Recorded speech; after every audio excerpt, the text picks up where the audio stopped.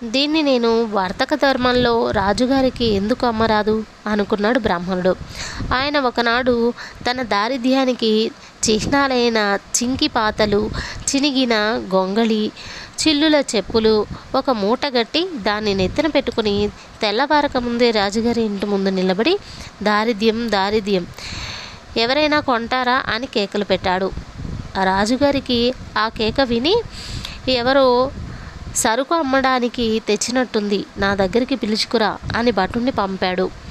బ్రాహ్మణుడు వచ్చి తన నెత్తి మీది మూట దించి, మహారాజా నాకున్నదంతా అమ్మకానికి తెచ్చాను అంటూ మూట చూపాడు. అలాగా, ఆ మూటలో ఉండే సరుకేమిటి అన్నాడు రాజు. దారిద్ర్యం మహారాజా, నా సొంత దారిద్ర్యం అన్నాడు బ్రాహ్మణుడు. రాజు ఒక్క క్షణం ఆలోచించాడు. బ్రాహ్మణుడు వర్తక ధర్మంలోనే మాట్లాడాడు.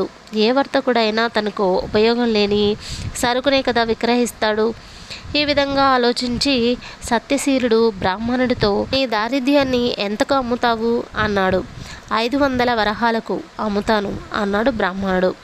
రాజు బ్రాహ్మణుడికి 500 వరహాలు ఇప్పించి అతని చింకి పాతల మూటను తన సామాన్ల కొట్లో పెట్టించాడు. ఆ రాత్రి రాజు నిద్రపోతుండగా ఒక కల వచ్చి, ఆ కలలో ఒక దేవతా స్త్రీ లాంటి మనిషి తన ఇంటి లోపల నుంచి బయటికి పోతూ అతని కేసి వచ్చింది. ఎవరమ్మా నీవు, ఇప్పుడు మా ఇంటికి వచ్చావు, ఎందుకు పోతున్నావు అని సత్యశీలుడు ఆమెను అడిగాడు. నేను లక్ష్మిని, ఇంతకాలము నీ ఇంట ఎంతో సంతోషంతో ఉన్నాను, కానీ ఇవాళ నీవు దారిద్ర్యాన్ని కొని తెచ్చి ఇంట పెట్టుకున్నావు, అందుచేత నేనిక నీ ఇంట ఉండదలచలేదు అన్నదామె. నీ ఇష్టం, నేను రమ్మంటే నీవు రాలేదు, బుద్ధిపూర్వకంగా వచ్చావు, తగిన కారణం ఉండే వెళుతున్నావు, నేను ఆక్షేపణ చేయలేను అన్నాడు సత్యశీలుడు. లక్ష్మి వెళ్ళిపోయిన మరుక్షణమే అతనికి మరొక స్త్రీ కనిపించింది.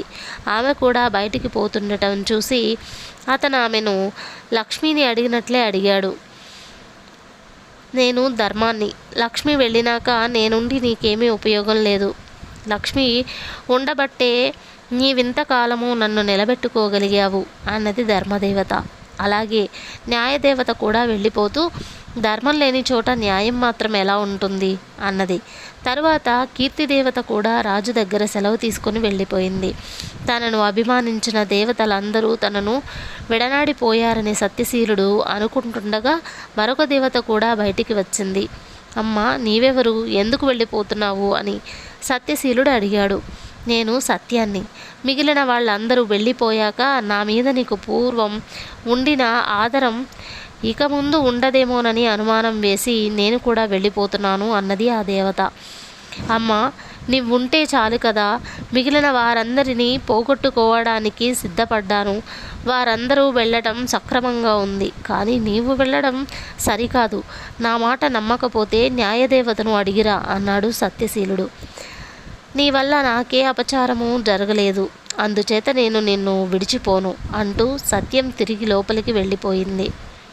వెంటనే దేవతలంతా ఒక జట్టుగా లోపలికి వస్తూ రాజుకు కనిపించారు. అందరూ నాతో అసంతృప్తి చెంది వెళ్ళిపోయారు కదా, ఏం తిరిగి వస్తున్నారు అని రాజు వారిని అడిగాడు. సత్యం ఉండే చోటు మేం ఉండక తప్పదు, మాతో పాటు సత్యం కూడా వచ్చేస్తుందనుకున్నాం, రాలేదు, అందుచేత మేమే సత్యం ఉన్న చోటికి తిరిగి వస్తున్నాం అన్నారు వాళ్ళు. కథ సమాప్తం. తరువాతి కథ పిసినారి పిశాచం. పీతాంబరానికి పిసినారి అని పెద్ద పేరు. అతడి పిసినారితనం గురించి ఊళ్ళోని జనాలు కథలుగా చెప్పుకునేవారు. అతడి భార్య కామాక్షి కాపురానికి వచ్చాక ఆమె నాలుక చవిచచ్చిపోయింది. రోజు 2 పూటలా మాగాయతో భోజనం, నీళ్ల మజ్జిగ తాగడం. అయితే కామాక్షి స్వతహాగా చాలా నెమ్మదస్తురాలు కావడంతో అన్నిటినీ సర్దుకుంటూ వస్తుంది. తన దుకాణానికి కావలసిన సరుకుల కోసం పీతాంబరానికి తరచూ పట్నం వెళ్ళవలసిన పని తగులుతూ ఉండేది. ఒకసారి అతను అలాగే పట్నం వెళ్ళి మర్నాటి ఉదయం ఇంటికి తిరిగి వచ్చాడు. తలుపు తెరిచిన కామాక్షి ముక్కున తళుక్కుమంటూ కొత్త ముడుక్కు పుడక కనిపించింది. పీతాంబరం ఒక్క క్షణం ఆశ్చర్యపోయి అంతలోనే పట్టరని కోపంతో, ముక్కెరెప్పుడు చేయించావే కోతి మొహమ, చూస్తుంటే నా ఇల్లు గుల్ల చేస్తున్నట్టున్నావు అన్నాడు. ఉష్, అంత పెద్దగా అరవకు, లోపలికి వచ్చాక సంగతంతా చెబుతాను అన్నది కామాక్షి చిన్న గొంతుతో. పీతాంబరం కసుబుసులాడుతూ లోపలికి రాగానే ఆమె అతడికి ఇలా చెప్పింది. కామాక్షికి మినపసున్ని ఉంటే మహాప్రీతి. అయితే పెళ్ళైన ఈ 5 ఏళ్లుగా ఆమె సున్ని ఉండల మొహం చూడలేదు. ఆ కారణంగా ఆమె భర్త పట్నం వెళ్ళగానే తన దగ్గరున్న కొద్దిపాటి డబ్బులతో మినుములు, బెల్లము, నెయ్యి కొని తెచ్చింది. ఈ సున్ని ఉండల సంగతి ఇరుగు పొరుగుకు కూడా తెలియకూడదనుకుని కామాక్షి ఊరు బాగా మాటుమణిగినాక మినుముల్ని దోరగా వేయించి విసిరి బెల్లం మెత్తగా తరిగి పిండిలో వేసి కాచి నెయ్యి పోసి సున్ని ఉండలు నొక్కసాగింది. ఇన్నాళ్ళు ఈ ఇంట మాగాయ కంపుతో వాంతి వచ్చేలా ఉంది. సున్ని ఉండల వాసనతో పోయే ప్రాణం తిరిగి వచ్చింది. ఇంత గుమగుమలాడే వాసనకు తగ్గ రుచి ఉండనే ఉంటుంది. నాకు 4 సున్ని ఉండలు పెట్టవు అంటూ ఒక ఆడపిశాచి గదిలో ప్రత్యక్షమైంది. పిశాచాన్ని చూడగానే కవ్వుమని గుడ్లు తేలవేసింది కామాక్షి. భయపడకు కామాక్షి, నేను పరాయి దయ్యాన్నేం కాదు, మీ ఇంటి పెరట్లో ఉన్న చింత చెట్టు మీద ఉంటున్నాను అన్నది పిశాచి సౌమ్యంగా. ఆ మాటలతో కామాక్షి భయాన్నుంచి తేరుకొని గబగబా 4 సున్ని ఉండలు ఒక పళ్ళెంలో పెట్టి పిశాచానికి ఇచ్చింది. పిశాచం ఆనందంతో రాగాలు తీస్తూ సున్ని ఉండలు తిని అప్పుడప్పుడు ఇలా పిండి వంటలు చేసి నన్ను పిలుస్తూ ఉంటావు కదా, ఆ పని నీ భర్త ఇంట లేనప్పుడు చేస్తూ ఉండు. నాకు మగజీవాలంటే తగని భయం, నీ రుణం ఉంచుకోనులే అంటూ పిశాచం కనబడకుండా పోయింది. అది వెళ్ళాక చూస్తే సున్ని ఉండలు పళ్ళెల్లో మెరుస్తూ ముక్కెర ఉన్నది. కామాక్షి భర్తకు ఇలా చెప్పి, చూసావా, మన ఖర్చుకు 100 రెట్లు లాభం వచ్చింది అన్నది. అంతా విన్న పీతాంబరానికి కళ్ళు మెరిశాయి.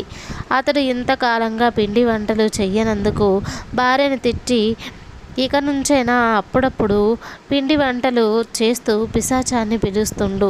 ఏం చేసినా దాని వరకే, ఆ సంగతి బాగా గుర్తుంచుకో అంటూ గట్టిగా హెచ్చరించాడు. ఆ రోజు నుంచి పీతాంబరం అవసరమైన పనులేం లేకపోయినా పిశాచం కోసం రాత్రి వేళలో అక్కడ ఇక్కడ తిరిగి వస్తుండేవాడు. కామాక్షి క్రమంగా చేతులకు గాజులు, చెవులకు జూకాలు, వేళ్లకు 4-5 ఉంగరాలు సంపాదించుకున్నది. అయితే పీతాంబరానికి ఇందువల్ల తృప్తి కలగలేదు. అతడికి పిశాచం నుంచి పెద్ద మొత్తంలో ధనం సంపాదించాలని ఉంది. ఆ ఆశతో అతడు రోజు చీకటి పడే వేళ చింత చెట్టు కింద నిలబడి, ఓం ఆడపిశాచమా, నీది ఎంతటి ఉదార బుద్ధి, నా భార్యను సొంత కూతురు కన్నా ఎక్కువగా చూసుకుంటున్నావు, నాకు ఒకసారి కనిపించు అని చేతులెత్తి మొక్కుతుండేవాడు. ఇంత చేసిన పిశాచం అతడి కంటపడలేదు. ఎలాగైనా పిశాచాన్ని కలుసుకొని దాని నుంచి పెద్ద మొత్తం సంపాదించాలనుకుని పీతాంబరం ఒక రోజున భార్యతో తాను పట్నం పోతున్నట్టు అబద్ధం చెప్పాడు. అలాగే వెళ్ళిరండి, పిశాచానికి కొబ్బరి పాయసం అంటే చాలా ఇష్టం, ఈ రాత్రికి అది చేస్తాను అన్నది కామాక్షి. భార్య వంటగదిలోకి పోగానే పీతాంబరం చప్పున అటక ఎక్కి కూర్చున్నాడు. కొద్దిసేపటికి యాలకుల వాసనతో గుమగుమలాడుతూ పాయసం తయారైంది. అప్పటికే చీకటి పడి బాగా పొద్దుపోయింది. కామాక్షి పాయసం గిన్నెను మధ్యగదిలో పెట్టుకొని ఆవురావురమంటూ తినసాగింది. అటక మీద ఉన్న పీతాంబరం భార్య పిశాచం కోసం కొంత మిగులుస్తుందనుకున్నాడు, కానీ ఆమె మొత్తం తినేసింది. ఇది చూసిన పీతాంబరం ఆవేశం పట్టలేక అటక మీద నుంచి కిందికి దూకి, అంత ఖరీదైన పాయసం అంతా తినేస్తావా, కడుపు నిండా నింపుకోవాలంటే మాగాయ మెతుకులు చాలవా, ఇప్పుడు పిశాచం వస్తే ఏం పెడతావు అంటూ భార్యను గద్దించాడు. కామాక్షి వెలవెలపోయిన కళ్ళు నీళ్లు పెట్టుకొని, పిశాచం లేదు, ప్రేతం లేదు, మాగాయ ముద్దలు మింగలేక ఈ నాటకం ఆడాను, 10 మంది ఇంట పడి తిన్నా తరగని ఆస్తి మనది అన్నది. పీతాంబరం భార్య మాటలు నమ్మలేక, అయితే ఆ నగలన్నీ నీకెలా వచ్చాయి అని అడిగాడు. అవన్నీ పూత బంగారం నగలు అన్నది కామాక్షి. పీతాంబరం కళ్ళెర్ర చేసి పళ్ళు కొరుకుతూ తలుపు పక్కన ఉన్న దుడ్డుకర్ర చేతికి తీసుకొనేంతలో ఆగాగు, వళ్ళు మరిచిన ఆవేశం కీడుకు దారి తీస్తుంది అంటూ ఒక ఆడపిశాచం అతడి ముందుకు వచ్చింది. దాన్ని చూస్తూనే పీతాంబరంతో పాటు కామాక్షి కూడా నిలువున వణికిపోసాగింది. పిశాచం వాళ్లకు భయపడవద్దని చెప్పి పీతాంబరంతో, నీ భార్య ఆడిన నాటకంలో కొంత నిజం లేకపోలేదు. నా నివాసం మీ పెరటి చింతపైనే అన్నది. ఆ మాటతో కొద్దిగా ధైర్యం తెచ్చుకున్న పీతాంబరం, అద్దె బాధ ఉండదని ఈ చింత చెట్టుపై చేరావా? మా భార్యాభర్తల తగువుల్లో నీకేం పని? పో ఇక్కడి నుంచి అన్నాడు. అలాగే పోతాను, కానీ పోయే ముందు క్షమాపణ అంటే నాకున్న అభిమానం కొద్దీ 2 మాటలు చెప్పదలిచాను. బతుకున్న రోజుల్లో నేను నీకన్నా పిసినిగొట్టును. నా భర్త సంపాదన అంతా దాచిపెట్టి ఇంటిల్లపాదికి కారం మెతుకులు పచ్చి పులుసు పోసేదాన్ని. దాచిన డబ్బు దొంగలు తస్కరించుకుపోయారు. ఆ బెంగతో చచ్చి పిశాచాన్నయ్యాను. నేను చచ్చినందుకు బాధపడిన వాళ్ళు లేకపోవడం నాకు పెద్ద బాధ అనిపించింది. పిసినారితనం అనేది ఒక పిశాచం లాంటిది. దాన్ని వదిలించుకోవడం మనిషికి అసాధ్యం ఏం కాదు. మనిషికి పొదుపు అవసరం. అయితే అది పిసినారితనం కాకూడదు అన్నది పిశాచం. పీతాంబరం ఆ మాటలు విని తను పిశాచి అయిపోయినట్టు ఊహించుకొని వణికిపోయాడు. అతడు పిశాచానికి 2 చేతులు జోడించి, నీ మేలు జన్మలో మరువను. ముందు ముందు నేను మరొక పిశాచంగా ఆ చింత చెట్టు పైన చేరకుండా కాపాడావు అన్నాడు. ఇన్నాళ్ళకు ఒక మంచి పని చేశావు. నాకు చాలా సంతోషంగా ఉంది అంటూ పిసినారి పిశాచం నవ్వుతూ కిటికీలో నుంచి పెరట్లోకి వెళ్ళిపోయింది. పీతాంబరం భార్యతో, నన్ను క్షమించు కామాక్షి, ఇన్నాళ్ళు నిన్ను చాలా కష్టపెట్టాను. ఆ పాత పీతాంబరాన్ని మర్చిపో. ఈరోజే మనమిద్దరం పెళ్ళయిందనుకుందాం అన్నాడు. ఆ మాటలకు కామాక్షి పరవశించిపోయి భర్త పాదాలను కళ్ళకద్దుకున్నది. కథ సమాప్తం. తరువాతి కథ స్నేహధర్మం. నాగపట్టణంలోని రత్న వ్యాపారులందరిలోనూ దేవగుప్తుడు గొప్ప ధనికుడు. అతడు బాల్యంలో నాగపట్టణ రాజైన విజయశీలుడితో పాటు ఒకే గురుకులంలో విద్యాభ్యాసం చేశాడు. ఆ కారణం వల్ల విజయశీలుడు రాజయ్యాక కూడా దేవగుప్తుడు ఆయనతో గాఢమైన స్నేహ సంబంధాలు కలిగి ఉండేవాడు. దేవగుప్తుడికి ఓడవర్తకం ఉండేది. అతడు తరచూ వర్తకపు పనుల మీద అనేక ప్రాంతాలు తిరిగి వస్తుండేవాడు. ఒకసారి అతడు ఓడ ప్రయాణం తలపెట్టి బయలుదేరే ముందు రాజును చూడబోయాడు. విజయశీలుడు అతన్ని ఎంతో ఆదరపూర్వకంగా పలకరించి సంగతి తెలుసుకొని, ఈ సముద్ర ప్రయాణాలు ఎంతో శ్రమతో కూడినవి. మనం దాదాపు వృద్ధులమైపోయినట్టే. ఈ పనుల భారం నీ కొడుకు మీద పెట్టి నువ్వెందుకు విశ్రాంతి తీసుకోకూడదు అని అడిగాడు. మహారాజా, వ్యాపారం నిమిత్తం ఇప్పుడు నేను చేయబోయేది నా కడసారి ప్రయాణం. వెంట నా కొడుకును కూడా తీసుకుపోతున్నాను. వాడికి వృత్తి పట్ల తగినంత ఉత్సాహం ఉన్నది, కానీ చాలినంత అనుభవం మాత్రం లేదు. ఈ ప్రయాణం వాడికి చాలా మేలు కలిగిస్తుందని నేను భావిస్తున్నాను. ఈ తర్వాత మీరన్నట్టు నేను పూర్తిగా విశ్రాంతి తీసుకోదలిచాను అన్నాడు దేవగుప్తుడు. అతడు రాజు దగ్గర సెలవు తీసుకొని కొడుకుతో పాటు ఓడలో ప్రయాణించి అనేక దీవుల్లో లాభసాటిగా వస్తువులను కొనుగోలు అమ్మకాలు చేస్తూ సంవత్సరం తర్వాత నగరానికి తిరిగి వచ్చాడు. ఈ మధ్యకాలంలో రాజు విజయశీలుడు మరణించి తన కొడుకు జయశీలుడు రాజయ్యాడు. దేవగుప్తుడు తన బాల్యమిత్రుడైన రాజు మరణానికి చాలా విచారించాడు.